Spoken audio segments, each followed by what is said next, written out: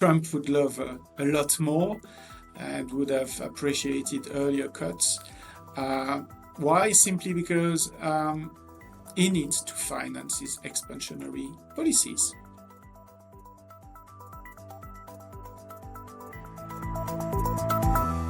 Hello everyone and welcome to our monthly podcast. It is the 16th of July. My name is Lorna Denny and I'm joined today by our investment strategist, Imric Forrest. The US is threatening higher tariffs for next month unless trade agreements can be reached quickly. But do markets really believe it?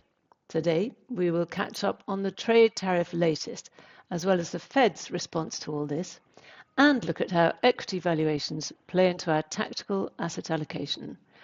Thank you for joining, Imric. Could we start with just a brief look at the market context?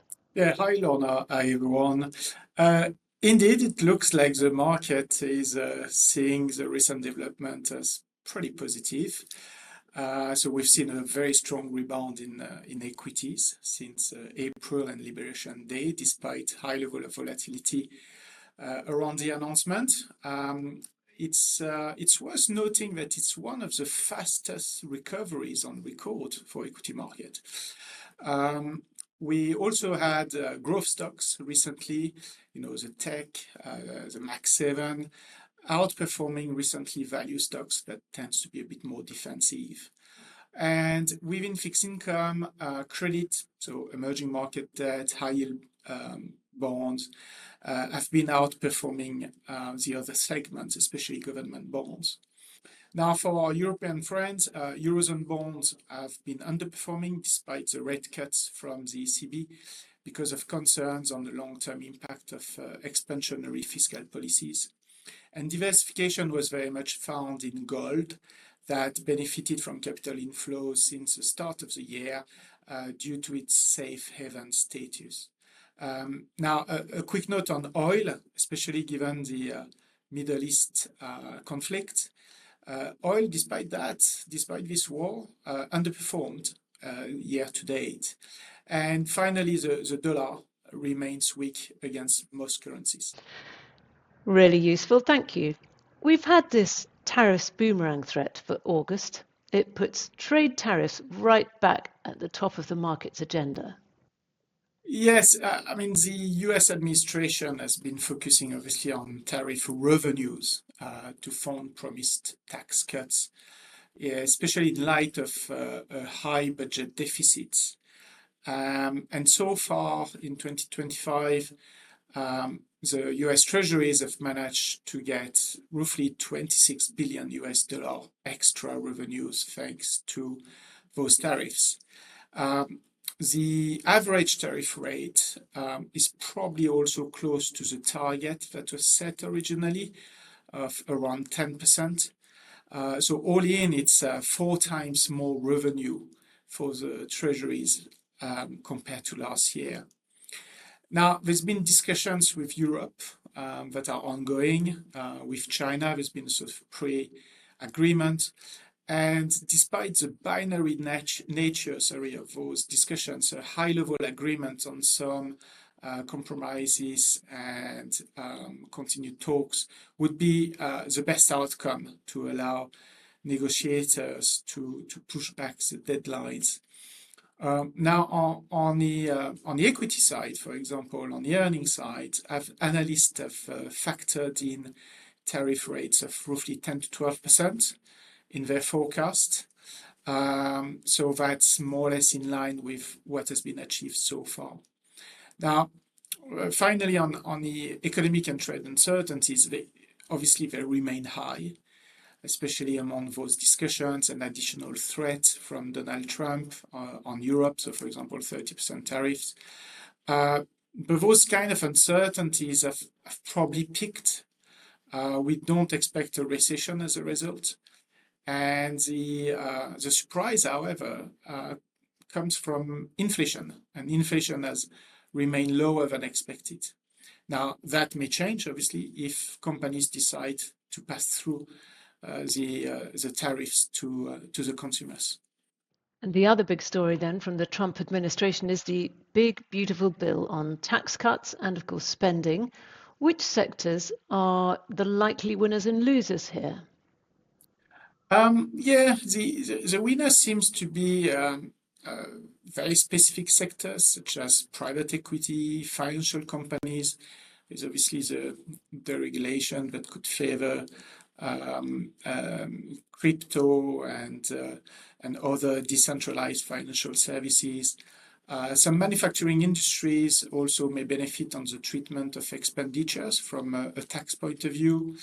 We also have obviously some defense stocks and workers that are tipped.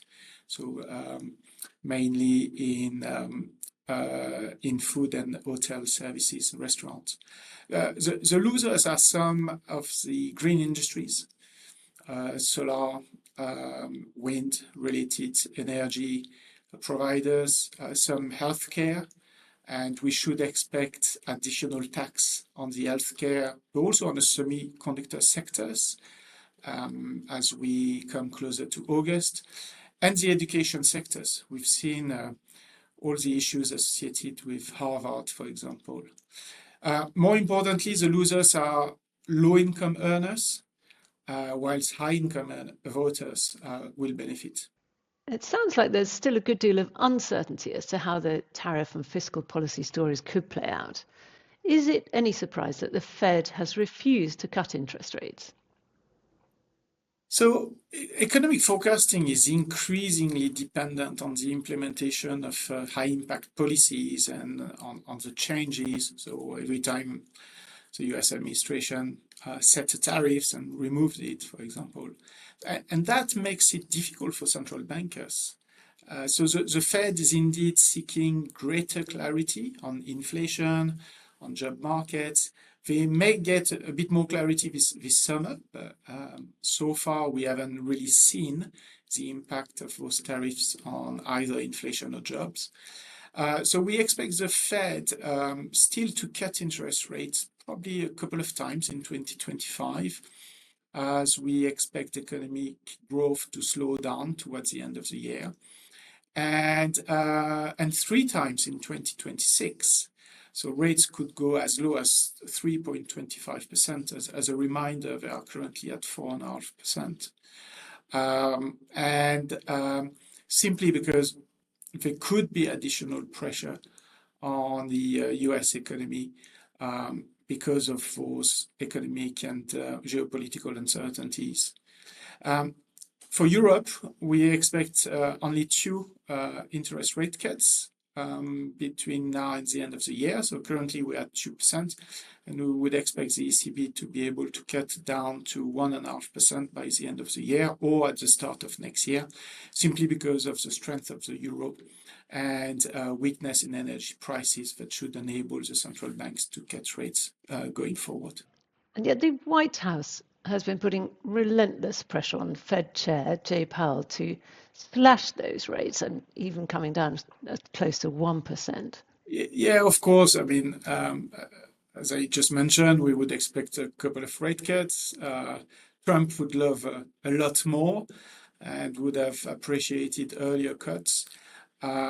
Why? Simply because he needs to finance his expansionary policies. He may even consider at some point borrowing on short maturities. And for that, he needs lower central bank rates. However, a more dovish Fed chair should be expected to join the Fed at the latest by May 2026, simply because the chairmanship will have to be renewed at that time. There'll be plenty of speculation beforehand. But despite all this news then of tariffs, fiscal policy and geopolitical developments, market volatility has somehow slipped right back, and US equity markets are once again at record highs. Are the markets looking beyond what could be a tricky earnings picture for this year? Well, it's always tough to say, but I'm going to use a few acronyms that have become quite popular. It's a mix of TACO and FOMO. So if you're not already familiar with those acronyms, TACO stands for the behavior of Trump that seems to always chicken out. And that means that his threats are not taken seriously anymore. And that's probably what the market has done. However, there is also FOMO, which is a fear of missing out. And here, institutional investors have been surprised by the resilience and probably positioned too defensively, I would say, including ourselves. And finally, retail investors seems to have bought the dip, and buying the dip strategy has been extremely popular over the last few years. So as a result, investors seems to be focused on what grows, on the thematics that could improve the productivity of companies and therefore their earnings. And this is why AI, major US technology, growth stocks are back in strength. Besides, although 2025 earnings growth forecasts have dropped because of all the recent events, a drop in consumer confidence at some point in the first half of the year, investors have been focusing on 2026. And here, earnings forecasts have been a lot more resilient, and we would still expect double-digit growth, earnings growth from this year onwards towards next. So let's see. So how have we responded to this in our tactical asset allocation choices? Yeah, so we maintain the equity exposure neutral versus its benchmark. As I just mentioned, equity valuations being back to elevated levels. We didn't want to add too much risk at the moment. In euro terms as well, because most of our clients are denominated, are based in Europe, and their portfolios tend to be denominated in euro. So when you look at in euro terms, the performance of global equities is still negative this year, simply because the dollar has dropped roughly 12% versus the euro.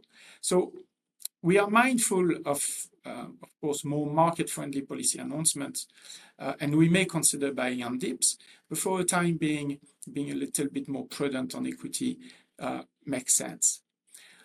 On the other side, we have reduced also global government bonds to finance the purchase of investment grade and high yield bonds, so credit in general.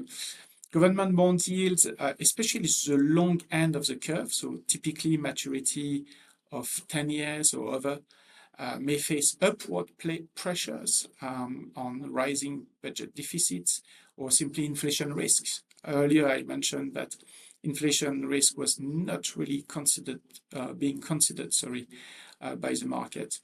So what we did instead is to buy credits.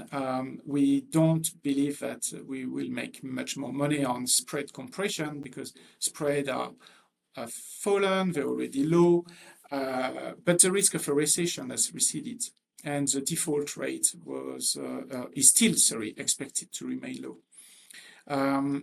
So to conclude, a combination of diversification, of flexible allocation, a bit of credit risk, not too much equity risk, not too much duration risk, could help us navigate the second half of 2025.